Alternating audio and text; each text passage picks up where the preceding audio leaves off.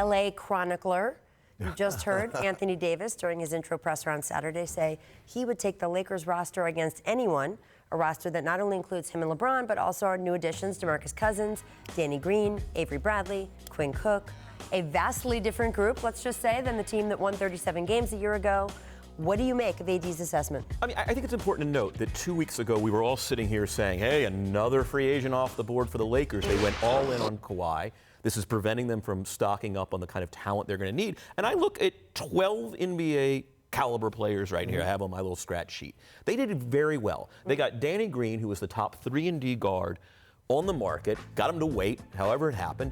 I mean, DeMarcus kind of come in at a low salary. I'm fine with that center rotation. Avery Bradley's a good combo guard, hasn't shot the ball well in recent years, but a guy who can defend.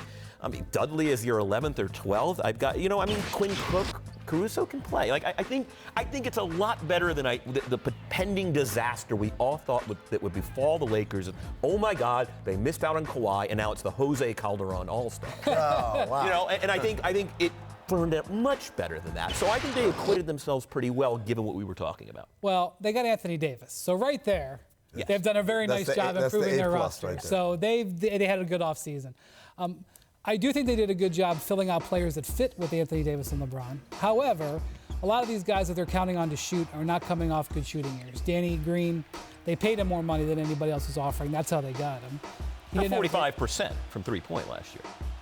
I don't think, I don't know if it was his best year.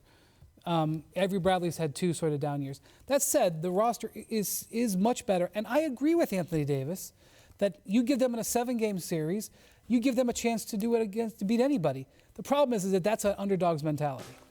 Yeah. And they're going to be an underdog against some of these teams, which is not what I think they wanted to be.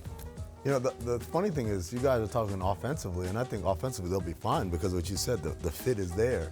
To me, defensively is where I look at whoa, you guys are counting on some guys that either haven't defended in a while or do not defend to all of a sudden come together and be a defensive outfit. And when I look at that, I look at Anthony Davis and I say, there's a tremendous amount of pressure on him to erase a lot of mistakes out there. There are a lot of guys, we say Avery Bradley, he hasn't defended well in a couple of years. We say Rajon Rondo, he hasn't defended well in longer than that. DeMarcus Cousins hasn't defended. Danny Green is okay. Let's talk about LeBron's defense recently. Well, I think that one's as well publicized as can be, but the idea here is, while I like all those guys individually, together, defensively, I'm not so sure about that. But offensively, I think they'll be fine. I mean, the problem with, are they up against anybody? Here's the problem with the West. There are 7 teams right now that if you told them you're going to get bounced in the first round, it would represent an unmitigated disaster. The 2 LA teams, Houston, Golden State, Portland, Denver, Utah, that's before we talk about Dallas, San Antonio, which has aspirations, San Antonio, which hangs around every year. New Orleans is a team. So,